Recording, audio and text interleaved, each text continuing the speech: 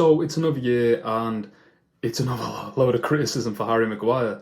I mean, he had a poor half against Scotland and unluckily he scored an own goal, which is just so much ammunition for these cheap media outlets to just use clickbait things to get engagement for him and just say how he's so bad and that he should never play football again. And it's just boring now because at the end of the day, yes, he's not playing for Man United. Yes, he's probably not good enough to start for them anymore. And he should have probably gone to West Ham. However, if you're looking at previous tournament performances, Maguire is one of our best players in the last Euros and the last World Cup. I mean, he's been in the squad of the tournament for both of the two. So how exactly is he, one of the liabilities for the squad? I can't get my head around it because the constant thing is that Tomori needs to play, Matt Gay needs to play, Ben White needs to play.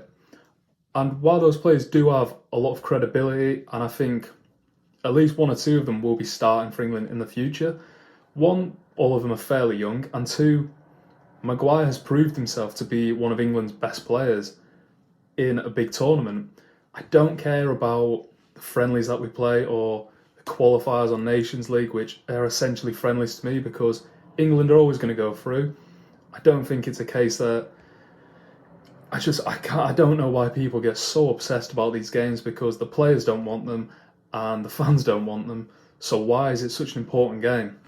If we lost that Scotland game, I wouldn't bat an eye because at the end of the day it's a friendly. It's just for some new players to turn out, I suppose, and just to see a national team. But it doesn't matter. It does not matter. And if Maguire scored 2 own goals in that game, it's not an indictment against him. He's still been one of England's best defenders for the last few years.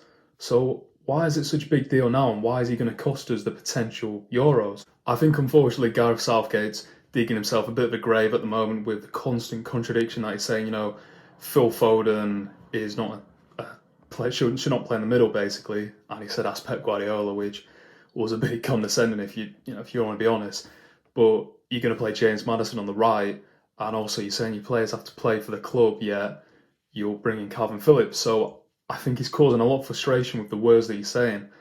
However, I think some of us fans just got to realise sometimes that if it's not broke, do not fix it. Ramsdale has done well in an Arsenal shirt.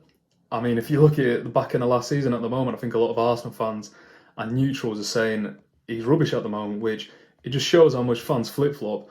You got Nick Pope as well, but Pickford has done really well in the tournament, so why remove him? I don't care what he does in an Everton shirt at the moment because he's got that England pedigree that, obviously you have to earn and you have to get in the team to do, but he's earned it. Harry Maguire's earned it. And at the end of the day, we will be slightly defensive. And if you look at the last tournament, we conceded, 3 goals? And 2 of them were to Iran, which everyone knows who were watching the game. We were 6-0 up and there were just 2 consolation goals that could have easily been avoided, but it's not, indictment against the defence. And then 4 goals, 2 against France. So when you have a team like that who basically aren't really conceding much, and in the Euros, I don't think we conceded a goal from open play until the final. So I don't get why the defence is such an issue. And I think everyone's panicking because it's our next golden generation. We can't let it go to miss. And anything other than a tournament win will be an absolute failure. Whereas all these players that people are mentioning, bar Harry Kane, are in their early mid-20s. I mean, Jude Bellingham, who's everyone loves at the moment, including myself, is 20. So where's he going? He's going to be here for the next 10, 15 years, which you'll have, 3, 4, 5 tournaments in that time. And I don't think it's a case that if Gareth Southgate doesn't win this tournament, it's an absolute failure and England, it's just chaos. I personally, if he doesn't do a good tournament this year, then I personally like to see him go and just get a new manager in to just change it up a bit. However, he's done a great job, and by selecting Maguire for all his criticism, I think it's a good job by him because he's performed. It's not like he's gone and stunk up the entire game every time he's played in a tournament. He's been really good. You got to feel sorry for the lad because he's probably the most scrutinised footballer I might have seen in my lifetime, and that's a big statement, but that £80 million price tag on his head, plus being the Man United captain, it's all just been used, as a bat to just hit him with, really. And a lot of it has come his way. I don't think he, conducts himself the best in interviews. He always seems like someone else's fault. and he doesn't come across that stereotypical Roy Keane, Steven Gerrard captain that I think a lot of us fans like to see. However, some of the criticism is unfair at times. The Scotland own goal could have happened to anyone. I've seen John Stones, last year or 2 years ago? Was it against Germany? And he was just dicking about on the ball and he conceded a goal. And everyone said John Stones was terrible and that's why Pep doesn't play him and yada, yada, yada. And then here we are thinking John Stones is the best centre-back in the world. So it just shows that how fickle and how, England fans essentially, we need a scapegoat, don't we? Because we love blaming people and it's fantastic. But at the end of the day, you can't blame someone who's consistently performed for the country. And if he's terrible in this tournament, then I'd probably, if he's not selected for another team, then that's fair enough because he's not playing for his club and he should have moved to West Ham.